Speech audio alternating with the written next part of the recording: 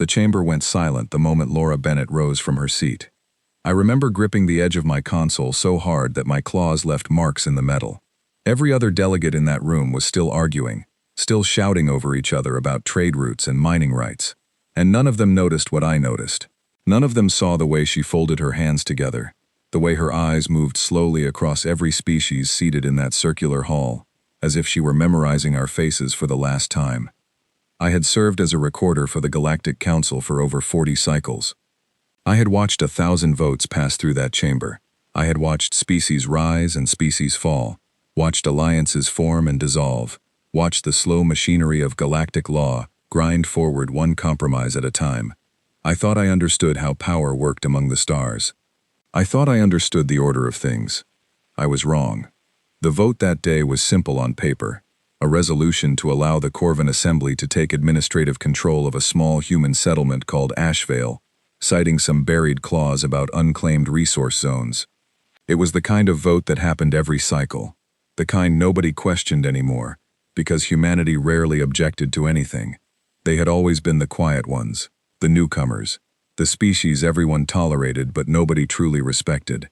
They sat at the edge of the chamber. They spoke softly when they spoke at all. They lost most votes that touched their own territory, and they always accepted the outcome without complaint. So when the council called for the final tally, and the human seat showed no objection, nobody was surprised. Until Laura Bennett stood up. She did not raise her voice. She did not call for a debate. She simply looked at the chairperson, a tall insectoid being named Voss Calran, and said words I will remember until the day I die. You will want to remember this moment. Then she turned, gathered the small data tablet in front of her, and walked out of the chamber without looking back. I laughed. I am ashamed to admit that now, but I laughed, along with half the room. It seemed like such a small, almost pitiful gesture.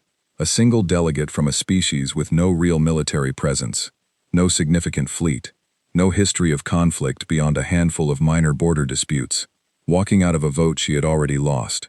We assumed it was theater. We assumed she wanted sympathy, or perhaps a delay so her government could lodge a formal complaint through proper channels. Humans were known for their paperwork, their patience, their endless willingness to accept unfair terms rather than cause a disturbance. I did not think about her again for the rest of that day. I should have. The Corvin fleet moved into Ashvale system 3 days later, exactly as the resolution allowed. 6 warships, modest by galactic standards, enough to establish orbital presence and begin the transfer of administrative control. I read the report myself the following morning, scanning it the way I scanned dozens of similar reports every week. Routine annexation, standard procedure, human government formally noted for the record. No response expected. There was no response. For 2 full days, nothing happened. The Corvin ships held position. Human authorities on the ground continued their normal operations, neither resisting nor cooperating, simply existing as they always had. It looked, to anyone watching, like quiet surrender. Another small victory for a species that had grown used to losing. Then, on the 3rd night, every signal coming out of Ashvale system stopped. Not destroyed, not jammed, simply gone, as if someone had reached out and turned off a light switch for an entire star system. The Corvin fleet's last transmission was a routine status update. Nothing unusual, nothing alarming. And then silence, the kind of silence that has no explanation attached to it. It took the Corvin Assembly 9 days to send an inquiry vessel to investigate. I remember sitting in the records office reading the preliminary report when it finally arrived, and I remember the way my hands went still over the console. The 6 warships were gone, not wrecked, not drifting as debris, gone, with no trace, no distress signal ever logged, no wreckage field, nothing. The settlement of Ashvale itself was untouched, its buildings intact, its infrastructure functioning, its population accounted for and unharmed.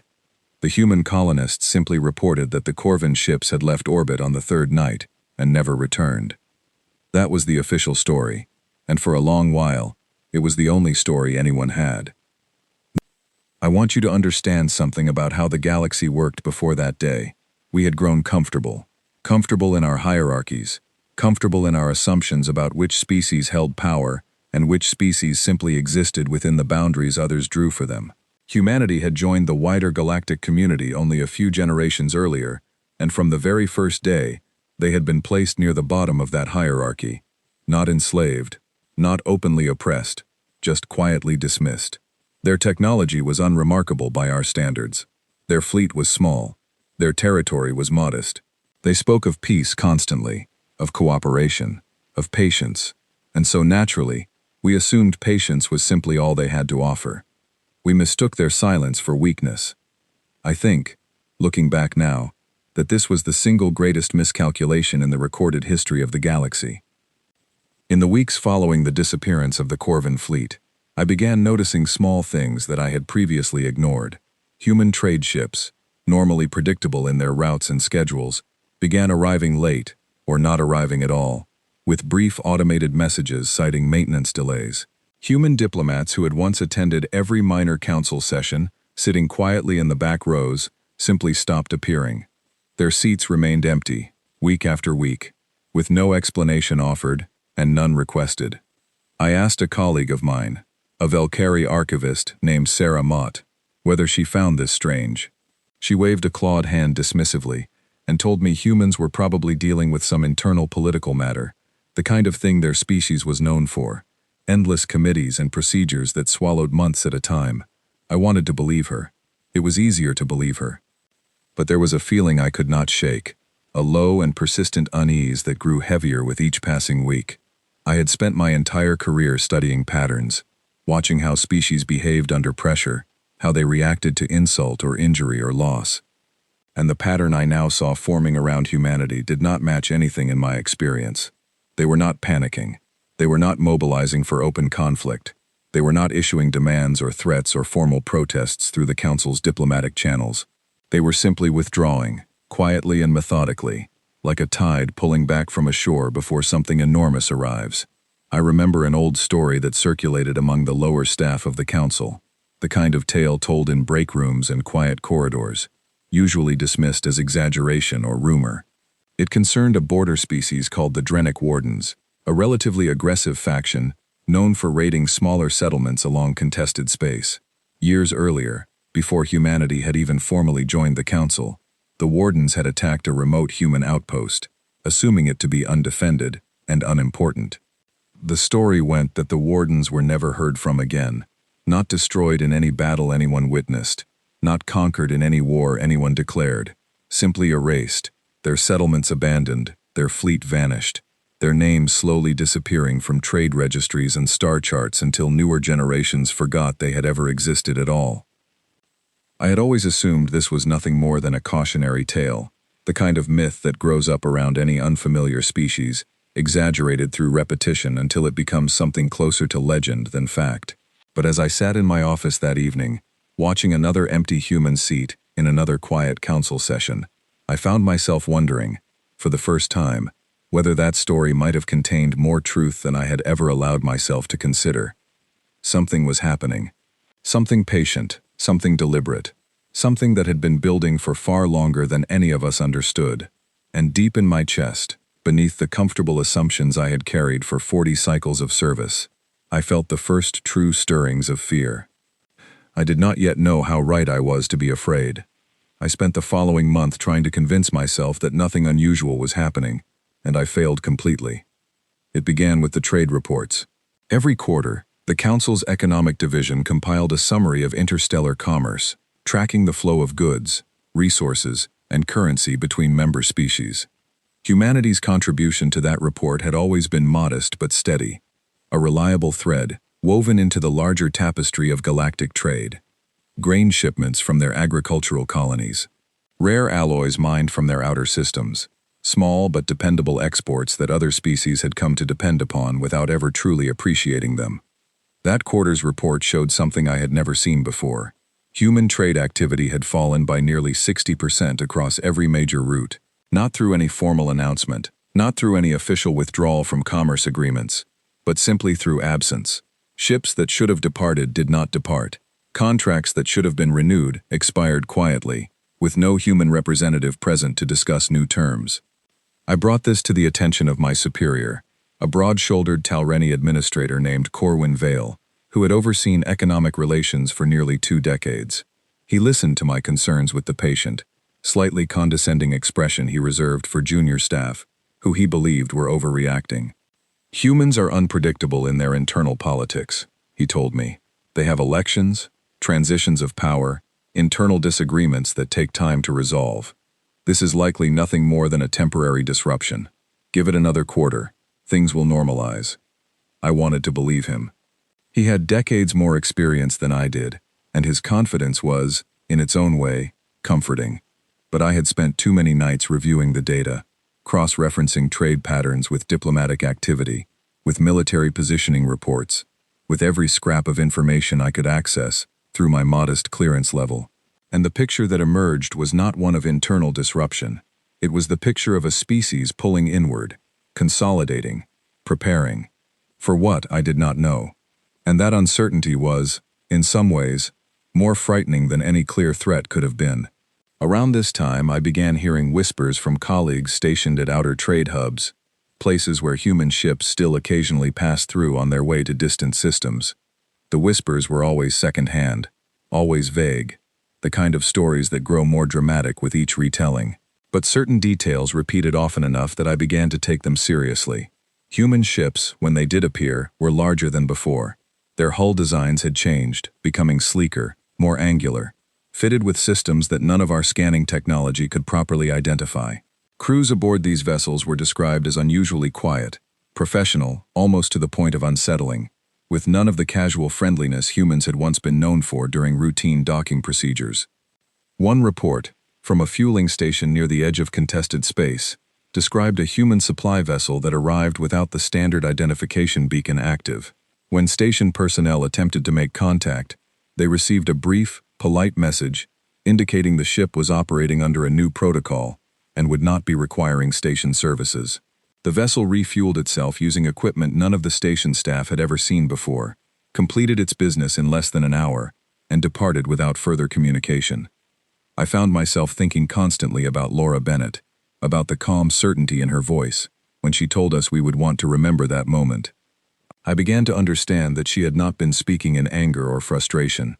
She had been speaking with the quiet confidence of someone who already knew exactly what was about to happen, someone who had simply been waiting for the rest of the galaxy to catch up. I requested access to historical records concerning humanity's earliest interactions with the wider galactic community, hoping to better understand what kind of species we were truly dealing with. Much of what I found matched the general narrative everyone already knew. Humanity had been a relatively young spacefaring species when first contact occurred, possessing technology that was, by galactic standards, unremarkable. Their fleet was small. Their territory was limited to a single home system and a handful of nearby colonies.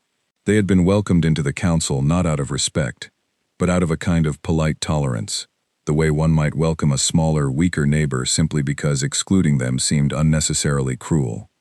But buried within those records, in footnotes and addendums that most researchers had likely never bothered to read carefully, I found something curious.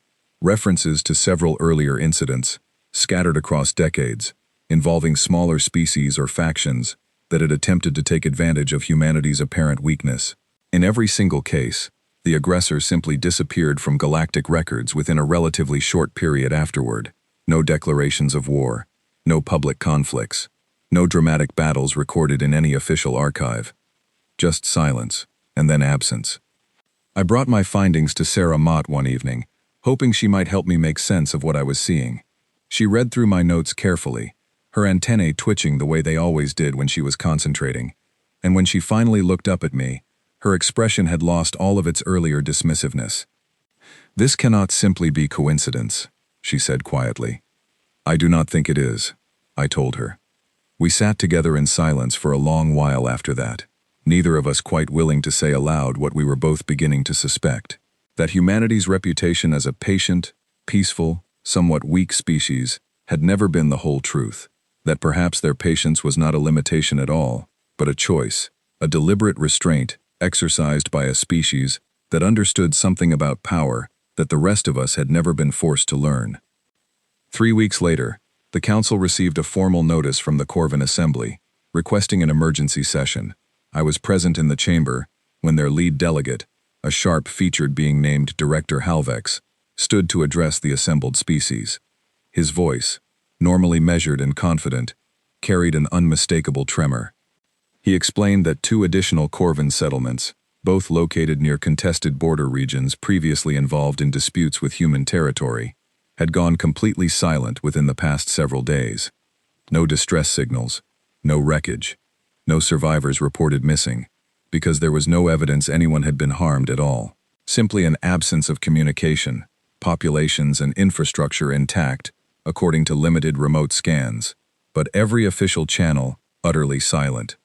He demanded the Council take action, demanded an investigation, demanded that humanity be formally questioned about their possible involvement.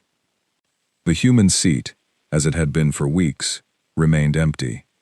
A representative from the Velkari delegation rose to suggest that without any direct evidence linking these incidents to human activity, the Council could not reasonably summon a species that had not even been formally accused of wrongdoing.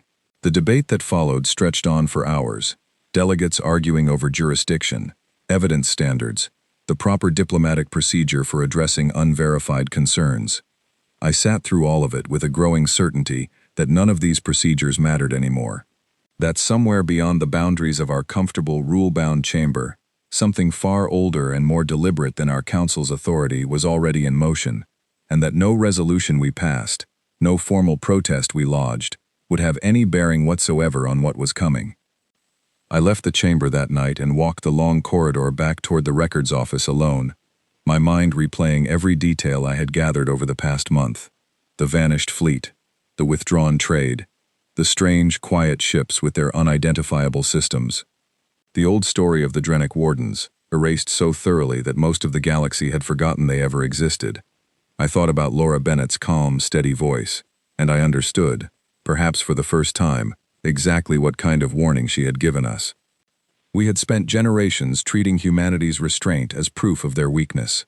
We had voted against their interests, dismissed their concerns, annexed their territory whenever it proved convenient, all because we believed they lacked the strength or the will to respond. We had never once considered that their silence might simply be the calm, deliberate quiet of a species choosing, again and again, not to act, while carefully keeping count of every slight against them. I did not sleep at all that night. I sat at my window, watching the slow rotation of the station against the endless dark beyond, and I found myself wondering, with a dread I could not quite name, how much longer that patience would last. I did not have to wait much longer for my answer.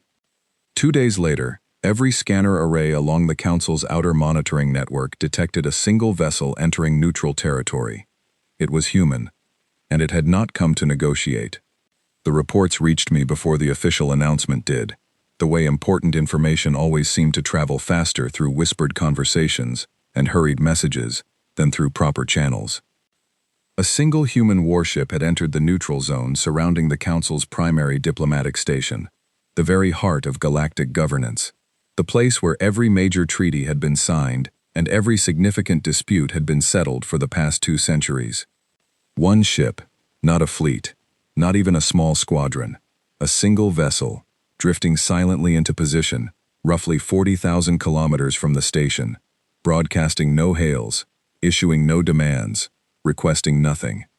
It simply arrived, and then it waited. I rushed to the observation deck along with dozens of other station personnel, all of us crowding around the wide viewports to see for ourselves what every sensor array was already confirming. The ship hung in the darkness like something carved from shadow itself, its hull a deep, matte black that seemed to swallow the starlight around it rather than reflect it. There were no visible running lights along its surface, no decorative markings, nothing that suggested ceremony or display. It looked less like a warship and more like a single, patient eye, watching everything and revealing nothing. I overheard a Talreni technician beside me, whispering to a colleague that the vessel's energy signature alone dwarfed anything in the Council's defense fleet combined. I did not know whether to believe the figures she was reciting, but the fear in her voice told me everything I needed to know about how seriously the station's military analysts were taking this single, silent arrival. For the first 6 hours, nothing happened. The ship did not move. It did not respond to any of the standard diplomatic hails the Council's communications officers attempted to send. It simply held its position, an immovable presence at the edge of our most important gathering place, and the longer it remained silent, the more unbearable that silence became.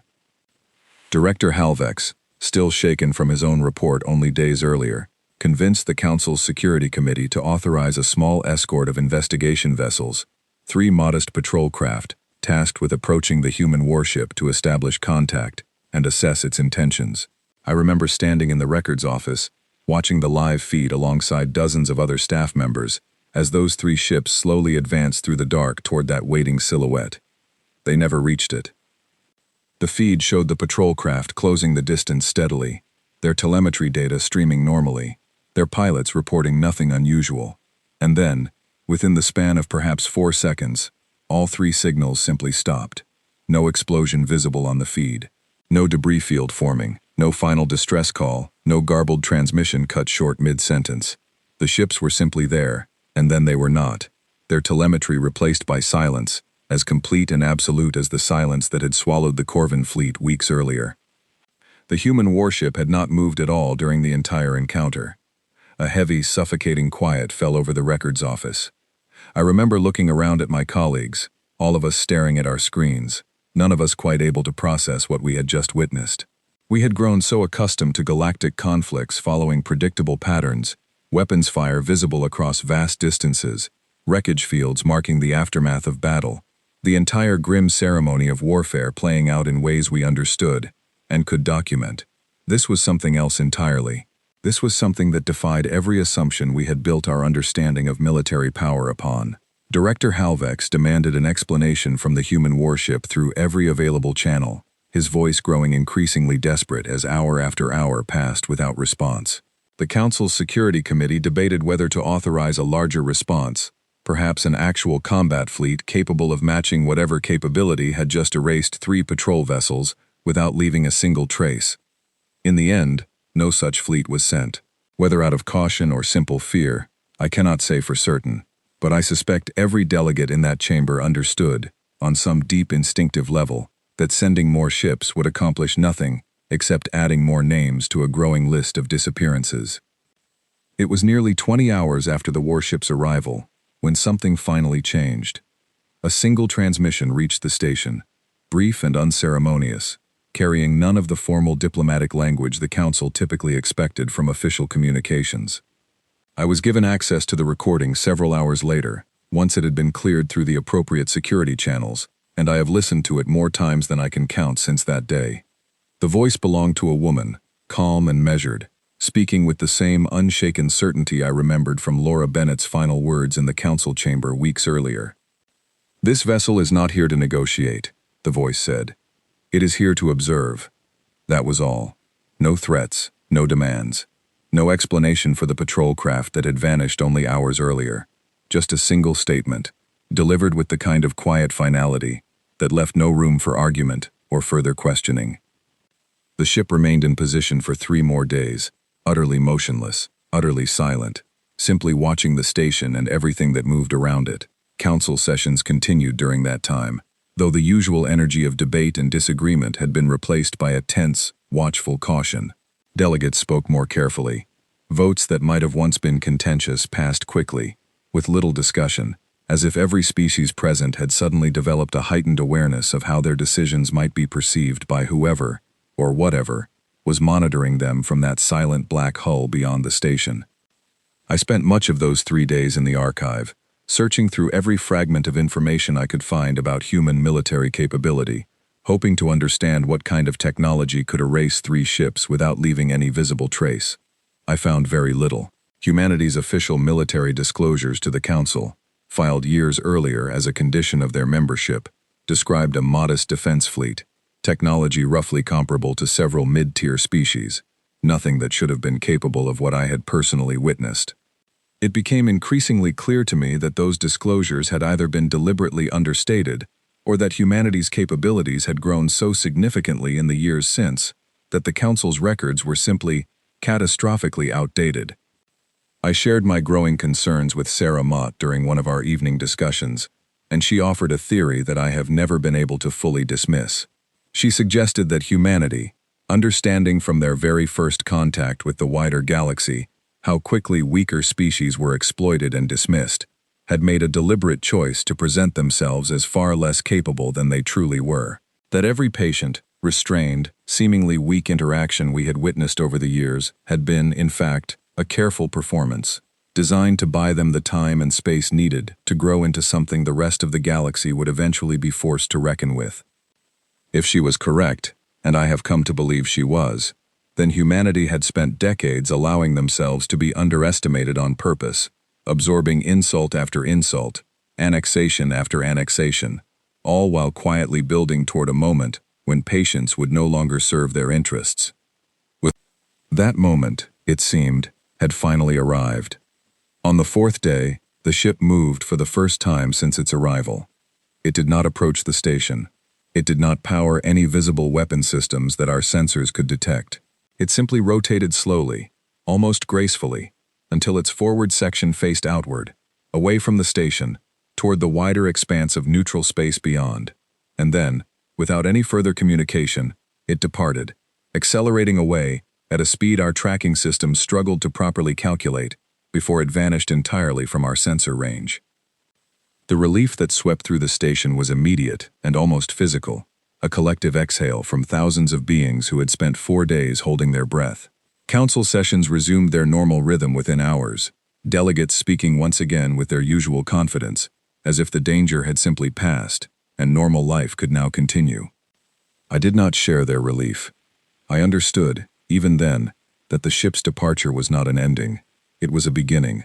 A single vessel had arrived, observed, demonstrated a capability none of us could properly explain or counter, and then left without ever stating its true purpose. It had not come to threaten the Council directly. It had come to make something unmistakably clear, a message delivered not through words, but through presence alone. Humanity was no longer the quiet, struggling species we had spent decades dismissing. They had become something else entirely, something patient and precise, and utterly unwilling to be ignored any longer. And somewhere among the scattered systems and contested borders of our galaxy, species who had wronged humanity over the years were about to discover exactly what that change truly meant. I did not know it yet, sitting in my quiet office that evening, but the events I had witnessed over the past weeks were only the opening movement of something far larger, something that would, within a matter of months, completely reshape the balance of power across every system I had ever known. I would soon learn the full truth, through records I never expected to access, and the words of a captured human officer who answered every question with a calm that unsettled me more than any threat could have. But that is a story for what came next. The opportunity to learn the truth came sooner than I expected, and through a route I never could have predicted. Roughly 6 weeks after the silent warship's departure, the Council received word that a human officer had been detained by a joint security patrol near a contested trade corridor, following what officials described as a minor jurisdictional misunderstanding. I later learned the full circumstances were far more complicated than that simple summary suggested, but at the time, all anyone knew was that humanity had, for the first time since the chamber walkout, agreed to allow one of their own to sit for formal questioning before a council-appointed panel. I was assigned to the records team responsible for documenting the proceedings, a task that placed me in the observation gallery for every session, close enough to watch the officer's face as he answered question after question with a composure that none of us quite knew how to interpret. His name was Henry Dalton, a mid-ranking officer whose insignia suggested experience with logistics and fleet coordination rather than direct combat command.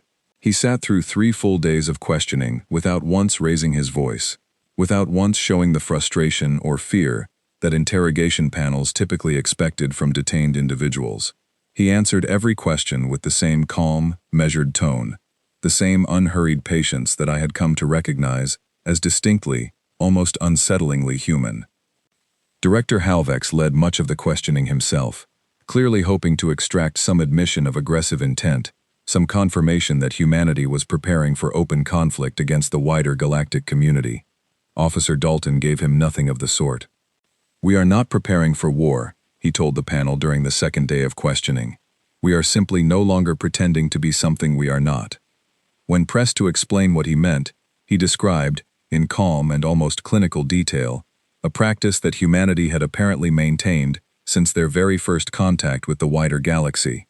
Just every slight, every broken agreement, every unfair vote, every annexed colony had been carefully documented and preserved within human government records, not as grievances to be acted upon immediately, but as a comprehensive accounting of every injustice committed against them.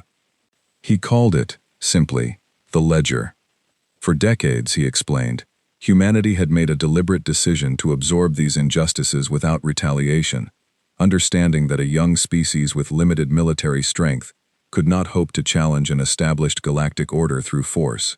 Instead, they focused their resources inward, developing technology, expanding their understanding of the wider universe, and quietly building a level of capability that they had no intention of revealing until the appropriate moment arrived.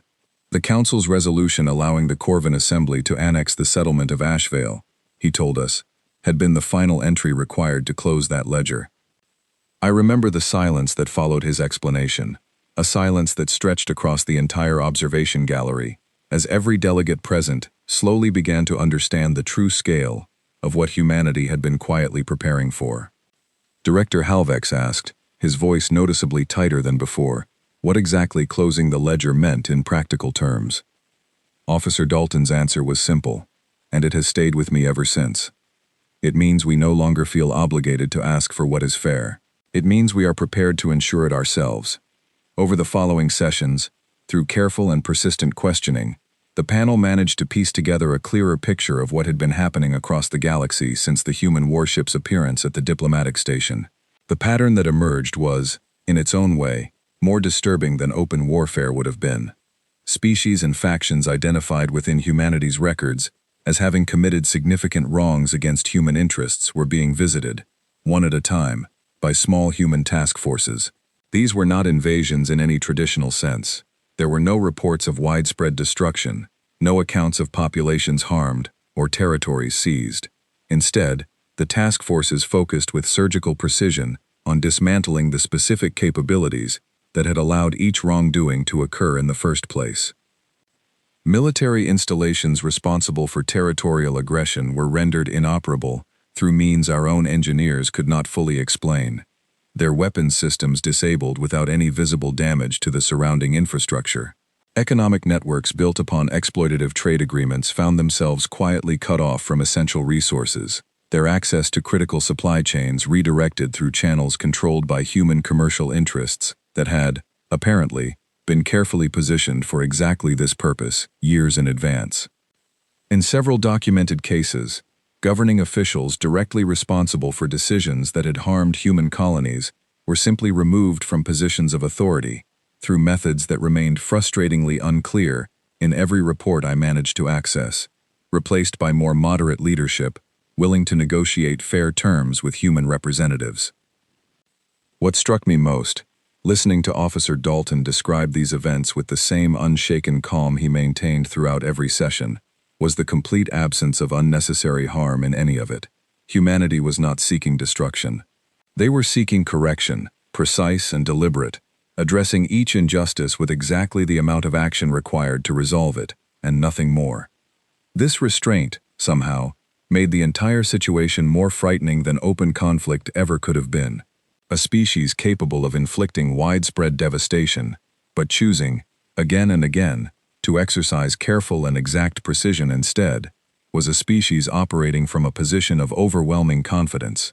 They were not afraid of consequences, because they understood, with complete certainty, that no one in the galaxy possessed the capability to meaningfully oppose them. I asked Officer Dalton, during a brief recess when I was permitted limited access to him for record clarification purposes, why humanity had chosen this particular moment to act, after so many years of patient restraint. He considered the question for a long moment before answering. Patience has a purpose, he said. It allows a species to grow without drawing unwanted attention. But patience is not infinite, and it was never meant to be a substitute for justice. We waited until we no longer needed to ask permission to seek it. I found myself unable to respond to that, and I noticed several other panel members shared my silence. Over the following weeks, as the Council struggled to determine an appropriate response to this new reality, I continued my own research into the full scope of what had occurred. I discovered that the Corvin Assembly, having lost the fleet at Ashvale and 2 additional settlements shortly afterward, had quietly entered into private negotiations with human representatives, agreeing to a complete withdrawal of their annexation claims, along with substantial reparations to the affected human colonies. These negotiations were never formally announced to the wider council, and I suspect they were deliberately kept quiet to avoid public acknowledgement of how thoroughly the Corvin Assembly had been forced to capitulate.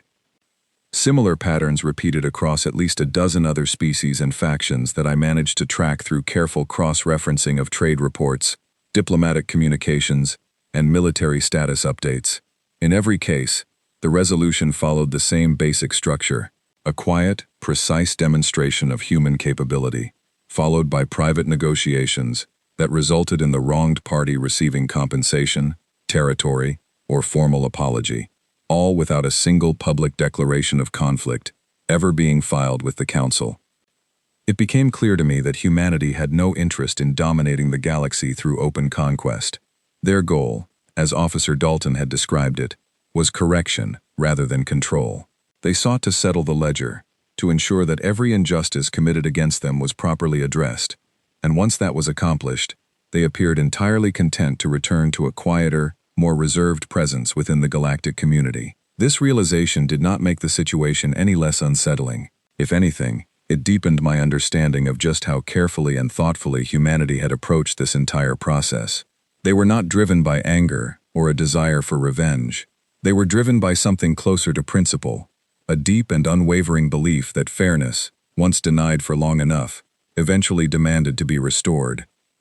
Officer Dalton's detention concluded after 8 days, with the Council ultimately determining that no formal charges could reasonably be brought against him, given the absence of any direct evidence connecting him personally to specific incidents under investigation. He was released to a waiting human transport that arrived at the station with the same quiet, unannounced efficiency that had characterized every human action I had witnessed over the preceding months. Before he departed, I was given a brief opportunity to speak with him privately, ostensibly to clarify several details for the official record, though I suspect my own curiosity played a larger role in requesting that conversation than any genuine procedural necessity. I asked him whether humanity intended to continue this process indefinitely, whether every future disagreement or unfair decision would now be met with similar consequences. He shook his head slowly, and for the first time during our entire interaction, I saw something resembling genuine warmth in his expression. "The ledger is being closed," he told me, "not because we have grown tired of patience, but because patience without consequence eventually becomes an invitation for further harm. Once balance is restored, there will be no need for further correction. We do not wish to be feared, we simply refuse to be dismissed." I have thought about those words many times since that conversation, turning them over carefully, trying to understand the full weight of what they truly meant. A species capable of overwhelming the entire galactic order, choosing restraint not out of weakness, but out of genuine principle, willing to step back the moment fairness had been restored. It was, I realized, a far more complicated and ultimately more hopeful conclusion than I had expected when this entire situation began. Humanity had not sought to conquer us. They had sought only to be treated with the same basic respect and fairness that every other species in the Council had long taken for granted. We had simply never been willing to extend that respect freely, and so they had been forced to demand it instead. As I watched Officer Dalton's transport depart the station, disappearing into the dark expanse beyond our viewports, I understood that the galaxy I had known for 40 cycles of service had fundamentally changed. A new balance had been established, one built not upon comfortable assumptions about which species deserved power and which did not, but upon a far more uncomfortable truth that every delegate in that council would now be forced to remember for the rest of their careers. Humanity's patience had never been a sign of weakness. It had simply been waiting for the right moment to end. In the years that followed those extraordinary events, the galaxy I had known for so long was quietly and permanently transformed. I continued my work within the Council's Records Division, though my role gradually shifted towards something closer to historical documentation, as more and more delegates began requesting access to accurate accounts of what had actually happened during those tense, uncertain months. I suppose it is fitting that I am the one writing this account now, given how thoroughly that period of my life shaped everything that followed. The changes that emerged across the wider galactic community were subtle at first, easy to overlook unless one was paying careful attention. Council sessions, once dominated by aggressive posturing and casual dismissal of smaller or newer member species, began to take on a noticeably more measured tone. Delegates who had once spoken carelessly about annexation or resource claims now approached such discussions with considerably more caution, mindful of the possibility that any decision made in haste might eventually find its way onto someone else's ledger. Humanity itself returned, gradually, to a quieter presence within the council, much as Officer Dalton had suggested they would. Laura Bennett resumed her seat within the chamber several months after her dramatic departure, and I remember watching her take her place once again, with the same calm, unhurried dignity she had carried throughout the entire situation. She never spoke about what had happened during those months, never offered any public explanation or justification for the events that had unfolded across so many systems. She simply continued her work, advocating for fair and balanced treatment of her people's interests, much as she always had. What had changed, unmistakably, was how the rest of us listened to her. Where human proposals had once been routinely dismissed or deprioritized in favor of more established species interests, they now received careful and genuine consideration. Where human objections had once been noted and then quietly ignored, they were now addressed thoughtfully, with delegates clearly understanding that dismissing humanity's concerns carried consequences none of us wished to experience firsthand. I do not believe this shift occurred out of genuine respect, at least not initially. I believe it occurred largely out of fear, a deep and lingering caution born from witnessing exactly what humanity was capable of when pushed beyond the limits of their patience. But over time, something interesting happened.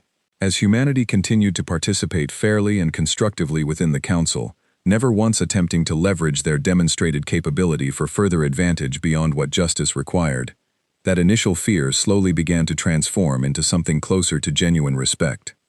The Corvin Assembly, having fully withdrawn from their annexation claims and completed substantial reparations to the affected human colonies, gradually rebuilt a working relationship with human representatives, one built upon considerably more equal footing than had ever existed before. I attended several joint sessions between human and Corvin delegates during this period, and I was struck by how professionally and respectfully both parties conducted themselves, with none of the old condescension that had once characterized so many of their interactions. Similar transformations occurred across nearly every species that had previously taken advantage of humanity's apparent weakness. Trade agreements were renegotiated on fairer terms. Territorial disputes that had once been resolved entirely in favor of more established species began receiving genuinely balanced consideration.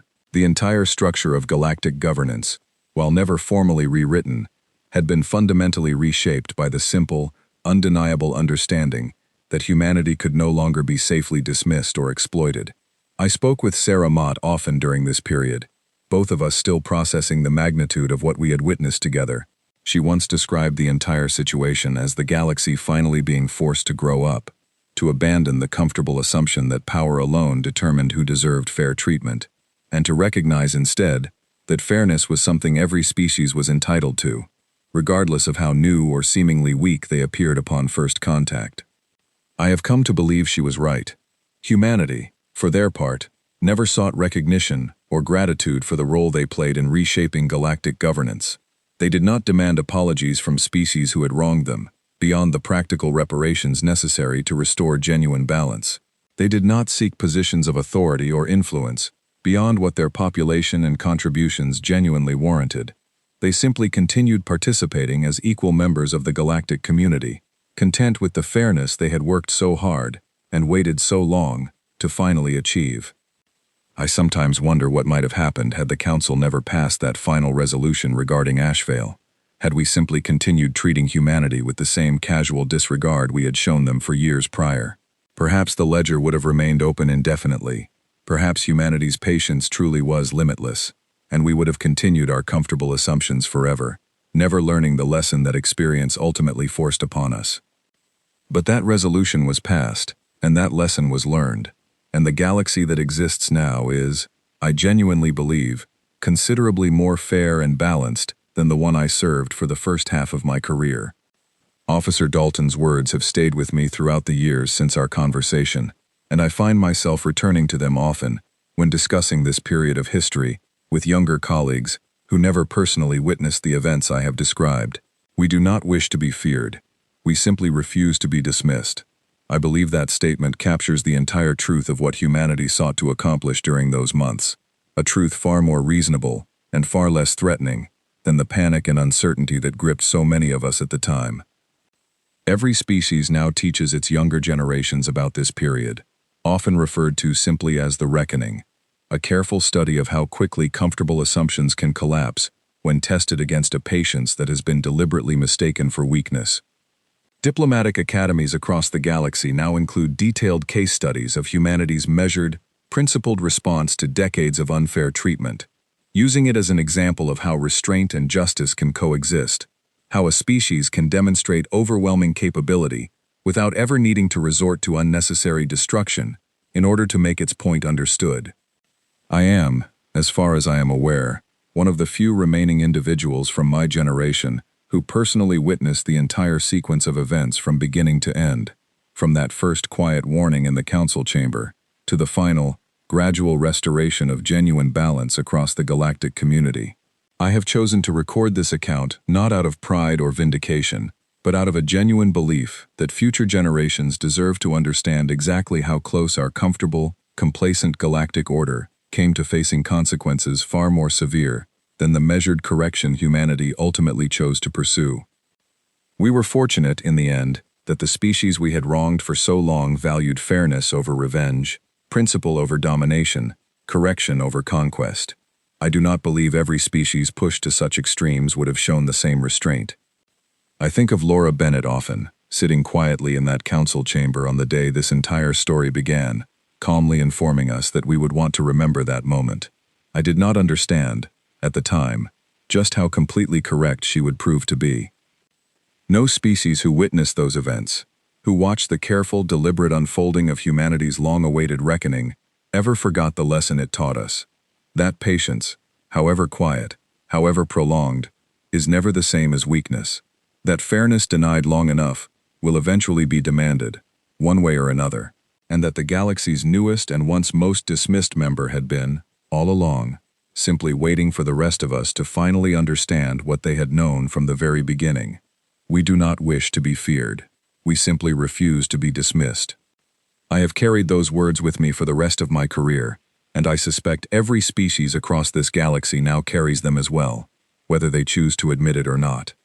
This is the account of the day humanity's patience finally ended, and the galaxy, in turn, was finally forced to remember exactly who they had been so carelessly underestimating all along.